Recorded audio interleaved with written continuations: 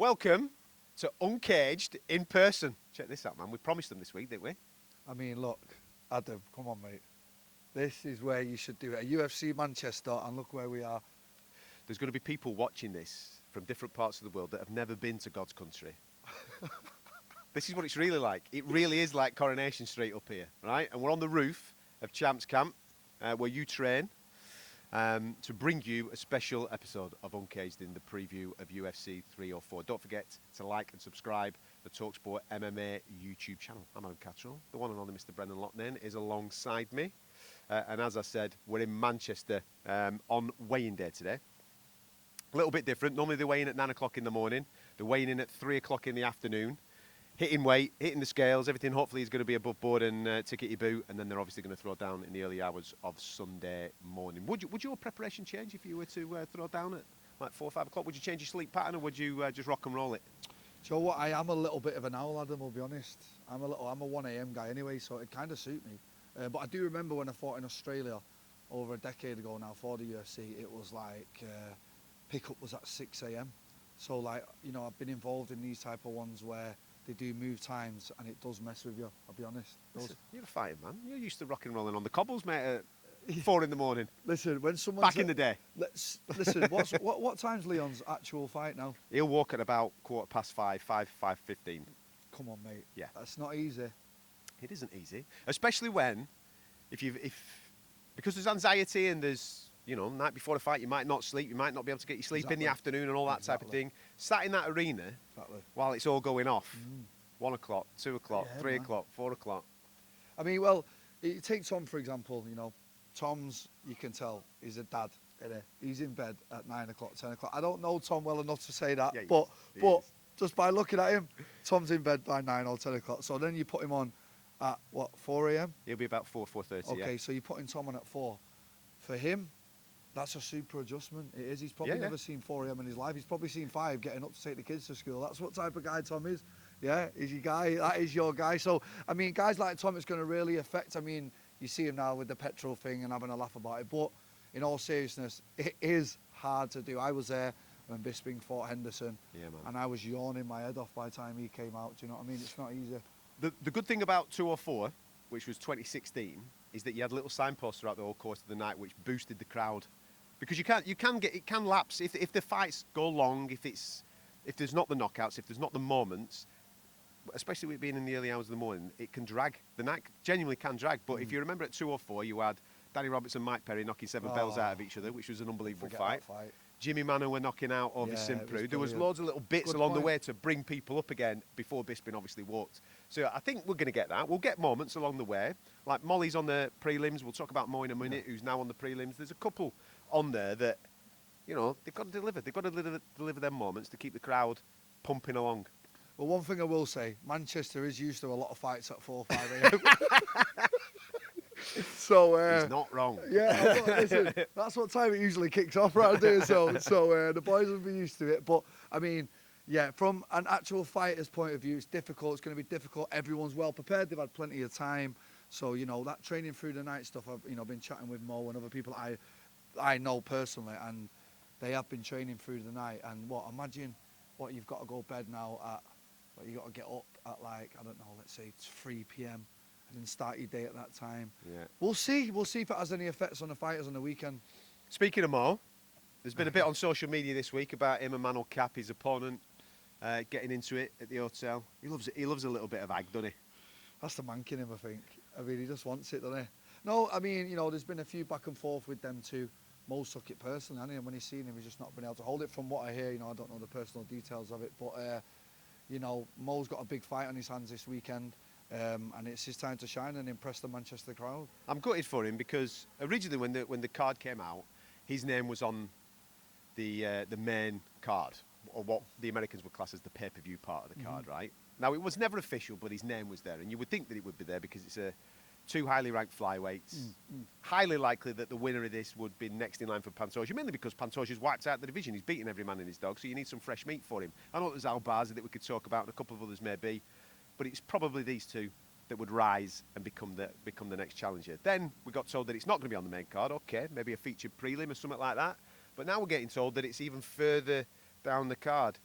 listen, he's a local lad, so maybe it's to get people in a little bit earlier, but you've got to be gutted for him because you want to be in the big ones, don't you? You want to be on the pay-per-view. You want to be in front of the biggest amount of audience, which is at the back end of the night. Well, yeah, I'll be honest with you. I'm not in the UFC, so I can say whatever I want about it, really. So, it blows my mind that a guy that is one fight away from the belt is that early on the card. Like, how can you be in title contention and be that far down? I mean, it doesn't make any sense to me. You know, Mo's a personal friend of mine, so And Mano Cap as well, you know what I mean? Yeah, both of them. It's an eliminator it's a in good my point. head. So, I mean, it's disappointing. You know, people are saying, oh, is it to get people in? It's not to get people in early. It's not, is it? We don't know what it is. But, you know, I hope Mo does do it in impressive fashion. Manuel Cappa's a very tough opponent. Yeah. Hope he gets it done and we have another champion from these streets around here. Do you know what I mean? I hope so. I know that we threw the preview together earlier on in the week. Is there any particular fight now that has risen given the press conferences and the chats that people have had? Have you seen something this week where you've thought, you know something, I fancy that fight now? That's a good point. I don't know. There's been a few things after watching the press conferences and watching everyone's auras on Instagram. Yeah. Picked up a few things. We talked about it off air. I mean, it's this Bilal thing.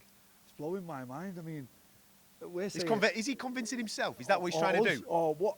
Or does he really think he's going to pick him up and walk him over there? But you must have been against some guys in your time that are trying to speak stuff into existence. You know what I mean? There's something in that, isn't there? Just keep saying it, and then you'll convince yourself.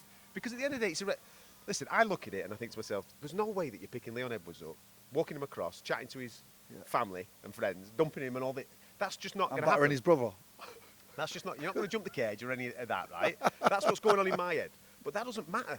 It only matters what's going on in Bilal Muhammad's head, doesn't it? So if he's doing that in order to convince himself, then who am I to call him out for his tactic? I know. Listen, when you're standing across the cage against Leon Edwards, you have to think something, don't you? I mean, it's not an easy night, is it? So if that's what it takes to get yourself over the line, then fair enough. But he's just got all us going, what is he on about? But listen, the great thing is we'll find out in a few days, won't we? Is there a danger of Leon overlooking him?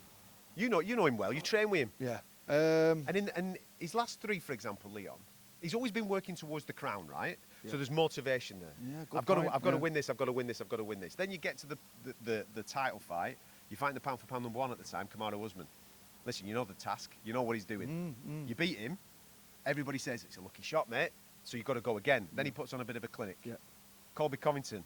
There's genuine ag there. Yeah. This one, I genuinely think Leon looks at him and goes, mate, you're so levels below me. You're so levels below me. Where's his head at? Is he as motivated? Good point. Great point. I'm glad you brought it up because I have been guilty in the past of thinking, I'll just walk through him. And then when you think you're going to walk through him, don't forget that it's this other person's big chance. Yes. And you're the man. Yes. But flip it on its head. You've got to remember when you was trying to chase the man.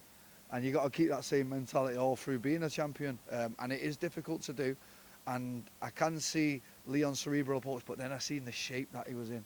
Look at the shape the man is in. He's cut to bits, you know, and this might be just him as a champion saying, not just Bilal, any of yous can get it. And this is my approach to all of yous now. Yeah. It's going to be interesting, the way that fight kicks off on Saturday night. I haven't changed my mind at all. I genuinely think that there are levels between both guys. But this is elite MMA. And if you turn up even just slightly off it or overlooking somebody, mad things can happen. We've seen it, haven't we? You know what I mean? Who'd have thought Matt Serra would have beaten George St. Pierre all them years ago, pal? What did you make of Tom's get-up yesterday? He came as Tony Soprano, didn't he? He came full on in, shirt open, big chain on, shades. Mate, you look like a little gangster. How can you not love Tom Aspinall? What a guy, what a champion, what a guy to have as the champion. He is the guy next door, he really is. He's still picking his kids up from school, doing the rounds. He's just the guy next door, he really is. And but his nails. Nails. And what a fantastic champion in MMA to have. Do you know what I mean? What a guy to look up to. He does everything right. He's a great stand-up striker, black belt on the ground, mixes his takedowns up better than some guys that I've ever seen in the whole of MMA, the way he mixes his levels. And you know what? I can't wait to see him get this win back on the weekend. I really can't. This one has been eating him, I can tell. And Curtis Blades, not an easy night. He's really not. You know, he's got the overhand, he's got the wrestling to go with it. But we were talking about again off air. I just see Tom he's just too good. I really think that. He is. And do you know something? This is one of them fights where it's a bit of a shame. Obviously, Tom's our mate. We know him well, right? Curtis Blades is such a diamond of a fella, mate. I don't know him, He's such a lovely fella. You spend any time with him, you have a little bit of a chat, you think, do you know something? I hate this game sometimes because somebody's got to lose. And listen, we made our predictions earlier on in the week. He is such a diamond of a fella. But stylistically, it's a tough one. Like you say, that big overhand right, and he's got a good wrestling base as Curtis. So there'll be some questions there for Tom to answer. Well, he's one of the toughest matchups in the division, in my eyes, stylistically for Tom. And he does have a win over him. Yeah, okay, listen, we all know how it happened, One thing I like about Curtis, speaking to him though this week, he don't class it as a win. Right, okay. He just went, no, it's not a win. Yeah. I know what happened. He knows what happened. This is fresh. I mean, they've looked like they've actually been in the cage of each other. They kind of know each other's range and things like that. You know, we're going through 2 rematches here now, which are both ended. It's a weird ending. ending. Yeah, very weird. So we've not really seen this before, have we? No. So this is going to be exciting to see how Tom deals with fighting at 5 a.m. That's my biggest thing. Tom dealing with fighting at 4 a.m. or 5 a.m. whatever it is, and then how is Curtis going to approach this fight after the way the last one ended? The other big fight that everybody's talking about is King Green. Got to call him by his proper name these days. Yeah. And Paddy. I spent a bit of time with King Green earlier on this week. Again, proper OG. I think he'll be. I think the crowd will actually be half and half. If I'm dead honest, there's going to be a massive fan base for Paddy. No doubt about that. Being obviously up here in the northwest of England, but I think British fight fans, because we don't get them on this soil a lot, we appreciate the OGs. There'll be people in there that do celebrate someone like a Bobby Green, because he is anybody, anytime, any place. It's his 50th pro fight, mate.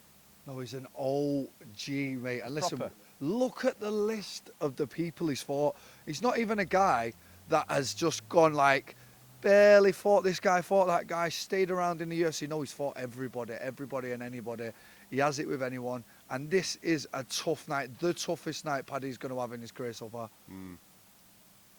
Yeah. No? No, 100. What do you think? I was just thinking in my head about where Paddy's head's at, because there's a lot happened since. Listen, I really liked his demeanour in the build-up to the Tony Ferguson fight. I thought he dealt with that fight really, really well. He put the Jared Gordon thing and all those previous questions to bed. Since he's become a dad, it does soften you a little bit. He's talking. He's a lot more chilled. Maybe the word's mature. I don't know. We'll find out Saturday night, won't we, about this version of Paddy Pimblett. But he's going to have to be absolutely red hot, because, as you said, this is the biggest test to date. Stylistically, I don't know if it works too much for him. I think he can grind it out. Like I said, I'm not going to change my mind. I think he can grind it out and get a points decision.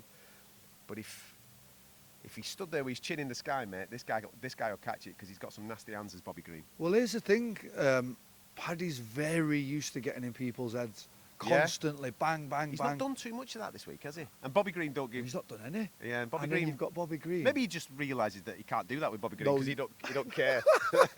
Guy's just been in there with Islam, mate. Like, how you can't get in that man's head. Yeah. He's going to embrace that role. When they're booing him, he'll walk out. Bobby's like, yeah, been here a million times. Been in the UFC for how long now? Like, when I say the toughest night of Paddy's career, I genuinely mean the toughest night of Paddy's career. Yeah. Arnold Allen, Giga Chikadze, just to finish off. I know we previewed it earlier on in the week. Both really quiet, understated guys. But, I mean, do you know, like, you come across some people that are dead chilled, just nice, normal human beings, but then you shut a cage door, mate, and just become these violent lunatics. Pair of them. I think that could be the fight of the night, I did say that. I did, on our last show, I said that, I think that will be the fight of the night. We're talking about Arnold Allen here, who just whiskers away from beating Max Holloway. There's back and forth affair. Giga Chikadze, some of the best kickboxing in MMA. Great fight. I mean, Arnold, when he's on, he's definitely one of the best He featherweights. needs it, mate. Yeah, he does. He's lost his last 2. He does. So he needs this one. And Giga bounced back nicely after getting absolutely splattered by Calvin Kattar. Kattar put on a great performance against him. There's big jeopardy here. I think it's one of them fights where you're kind of fighting for relevance of the top 5 in the division. Yeah, agreed. But from an Arnold point of view, he's never been in this situation before, man. Lost 2 on the spin. Don't get me wrong, the top class. Mosvar and Max are top fighters. Exactly.